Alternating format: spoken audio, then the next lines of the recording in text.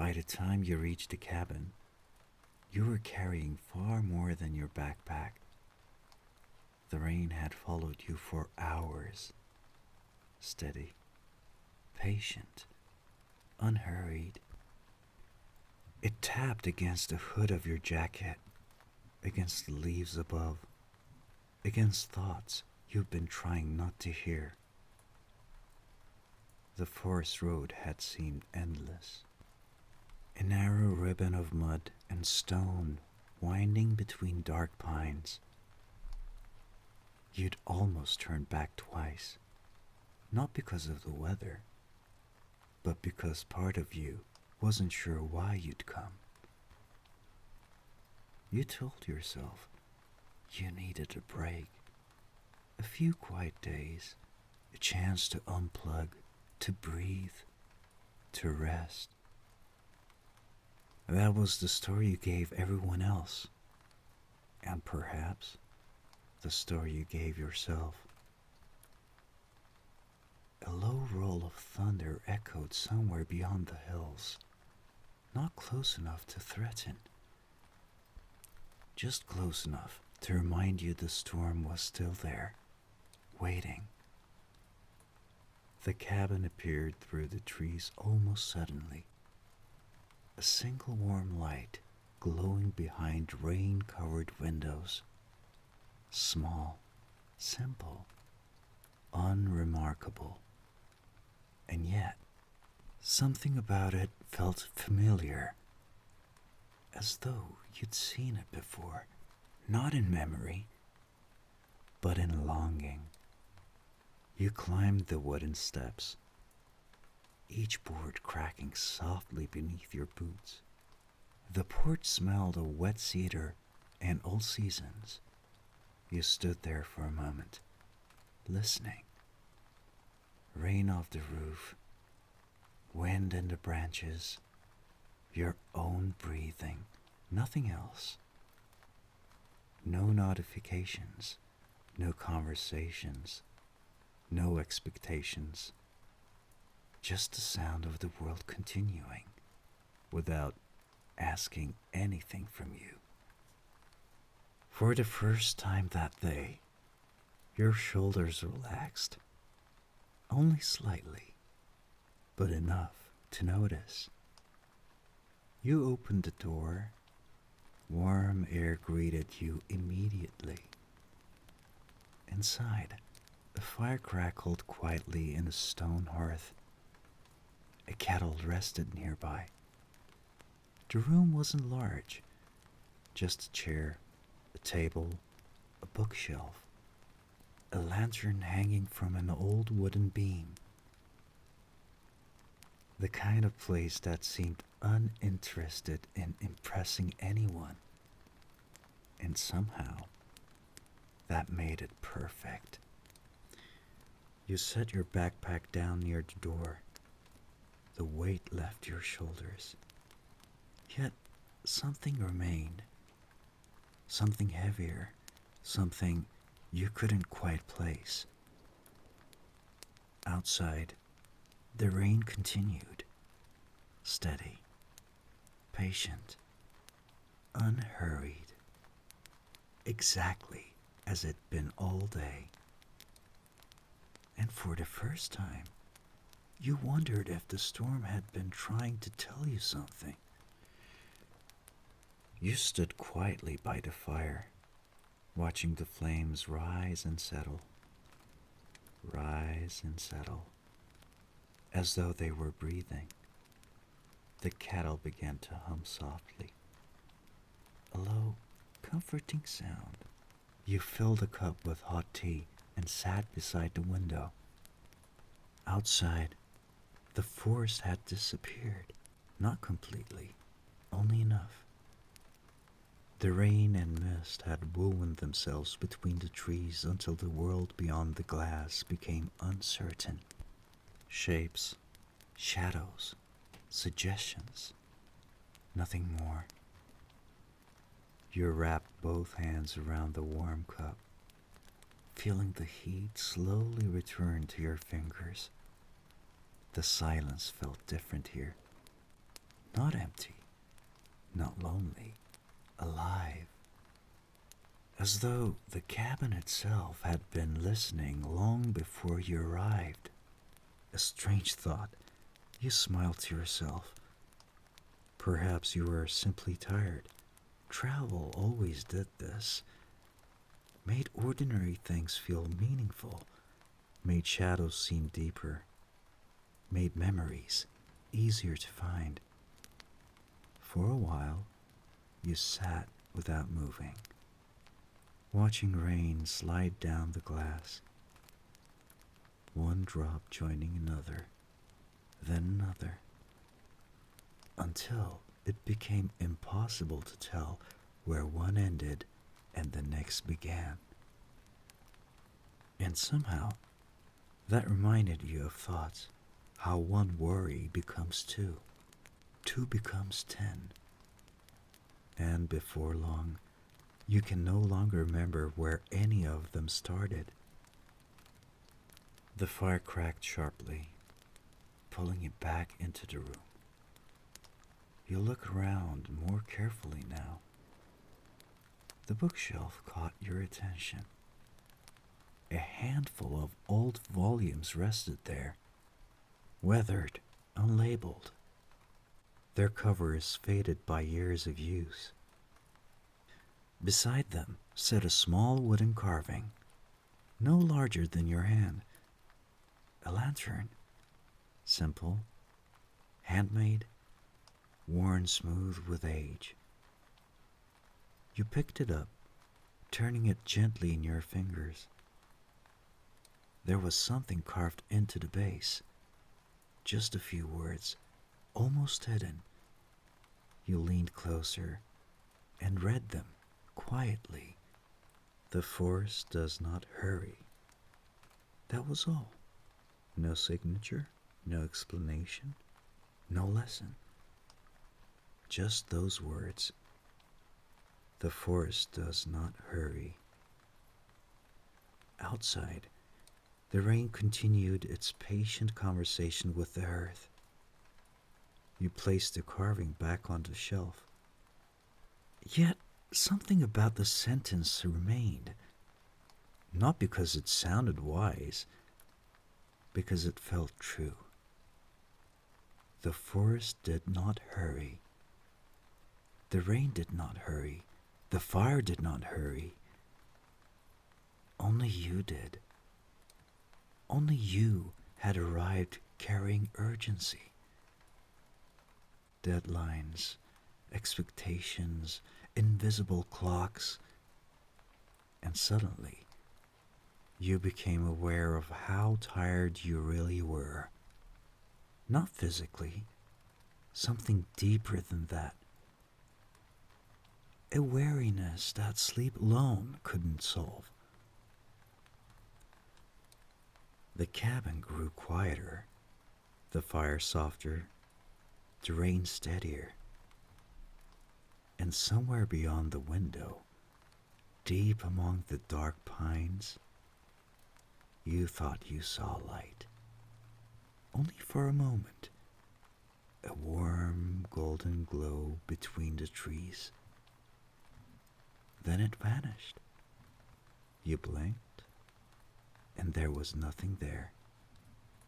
Only darkness, only rain, only the forest. Yet your eyes remained fixed on that place, because some part of you knew you hadn't imagined it.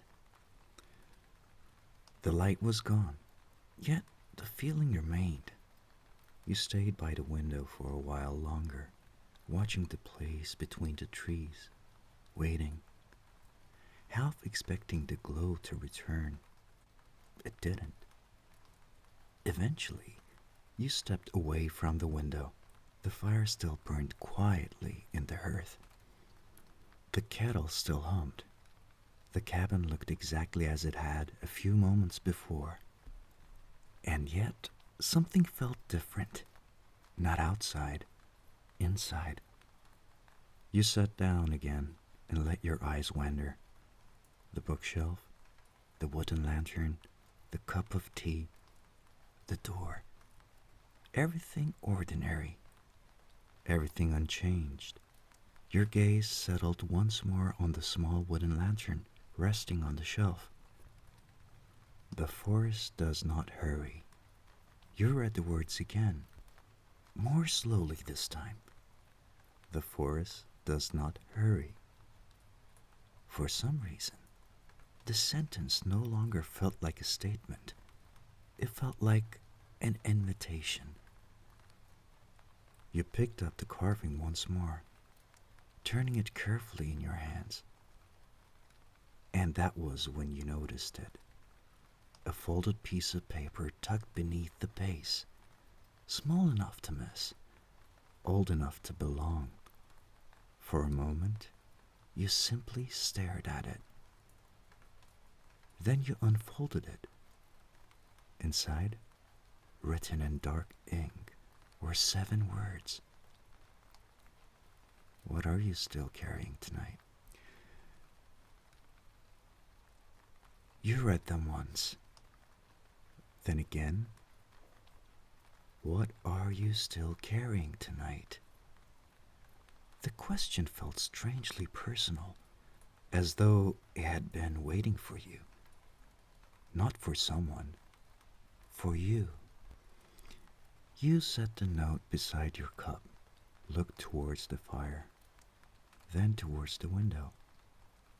The question stayed, not loudly, not painfully, just close.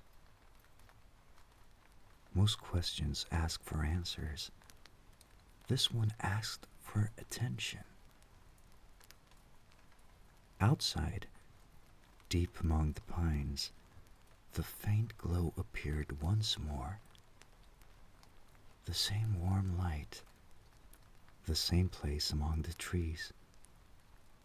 This time, it didn't vanish. You stood. Not suddenly, not bravely, simply because staying seated no longer felt possible. Your eyes moved from the note to the light, and back again. And for the first time that night, you felt less curious about the light than about the question. You folded the note carefully and slipped it into your pocket. Then you put on your jacket, opened the door, and stepped back into the night. The path waited ahead. You followed it without hurry, without certainty, without needing to know where it led. For the first few minutes, nothing happened. No revelation, no sudden understanding, no answer arriving from the dark. Only the quiet company of your own thoughts. Old thoughts, familiar thoughts, the kind that return when life finally becomes quiet enough to hear them. And yet, this time, you didn't chase them. You watched them appear. You watched them pass, one by one. There were things you had carried for so long, you had stopped noticing their weight. Ideas about who you needed to be, stories about what you should have done by now, small fears you had mistaken for truth. Nothing dramatic, nothing extraordinary, just little things collected over time. And somehow, that made them easier to see, because what can be seen can eventually be set down. The path curved gently ahead. You slowed your pace, not because you were afraid, because something had entered the silence. A lantern, resting beneath an enormous pine, its light soft and warm. Beside it sat a man, not waiting, not watching, just sitting, as though he belonged there, as naturally as the tree above him. You stopped a few steps away. The man looked up, not surprised, not curious, simply present. And somehow, that felt stranger than if he had known your name. He gestured towards the space beside him. Nothing more. No invitation. No expectation. Simply room. You sat down, the lantern resting quietly between you. For a while, neither of you spoke, and strangely, the silence felt comfortable. Not because there was nothing to say, because there was nothing to prove. You looked towards the note in your hand, then back towards the man. You left that in the cabin? The man smiled. A small smile, the kind that appears before an answer, or instead of one. Did I? You could not tell whether he was joking. For a moment, he almost laughed. The laugh surprised you. Not the note, not the man. The laugh. You had not expected to laugh tonight. The man noticed, but he didn't mention it. Instead, he looked towards the trees. Most people come here looking for something. You waited. A better answer. A better version of themselves. He nodded gently, then looked towards you. But sometimes, the best thing you can find is a little less. The words lingered, not because they sounded profound, because they sounded possible. You found yourself smiling too, not because you fully understood, because part of you did. The man picked up a small pine cone from the ground, turning it slowly in his hand. Funny thing about carrying too much. It usually happens one small thing at a time. You thought about that. One small thing at a time. Nothing heavy by itself. Nothing worth noticing. Until one day, your hands are full. The man let the pine cone fall gently back to the earth. No drama, no ritual, no lesson. Just a small thing, put down. The question remained. Not louder, not stronger, just nearer. What are you still carrying tonight? The man looked at you again. This time, there was no mystery in his eyes, only kindness. And somehow, that made it easier to be honest. Not with him, with yourself. You looked down at the folded paper, then back to the man. What if I don't know? The words left your mouth before you could stop them.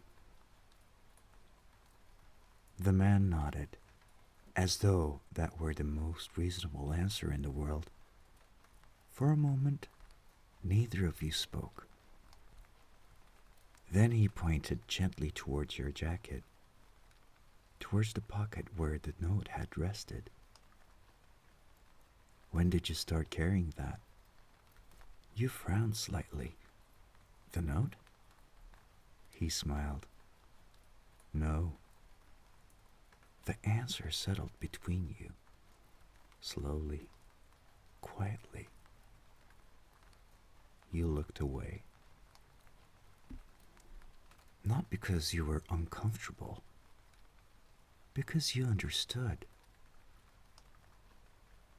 He wasn't asking about tonight.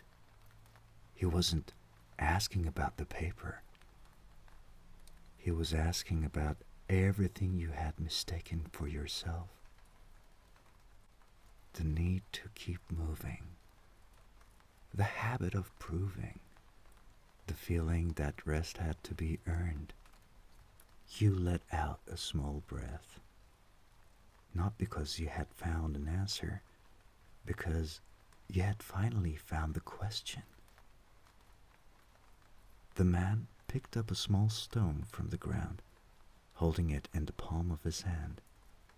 Heavy. You shook your head. He placed a second stone beside it, then a third. Still not heavy.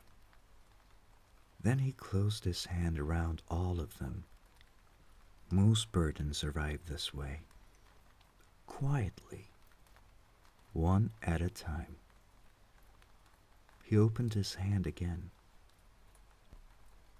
The stones rested there in the lantern light. Simple, ordinary, familiar. Then he looked towards the path back to the cabin. You don't have to throw everything away. A pause.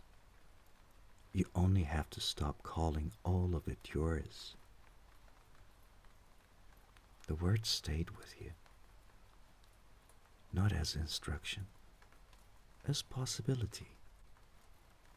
And for the first time that night, you wondered whether peace had less to do with finding something and more to do with carrying less. The man smiled. Not because you had understood, because you had begun to look in the right direction. For a while, neither of you spoke. There was no need to. The note rested in your hand. The lantern glowed between you. The path waited behind you. Eventually, you folded the note carefully and slipped it back into your pocket. The man watched, saying nothing, as though there was nothing left to explain. And perhaps there wasn't. You stood. The man nodded. A simple gesture, nothing more. No farewell. No lesson. No final wisdom. And somehow, that felt right. You turned and began walking back. The same path, the same night, the same quiet trees. Yet, something felt lighter, not because everything had disappeared, because it no longer felt inseparable from who you were.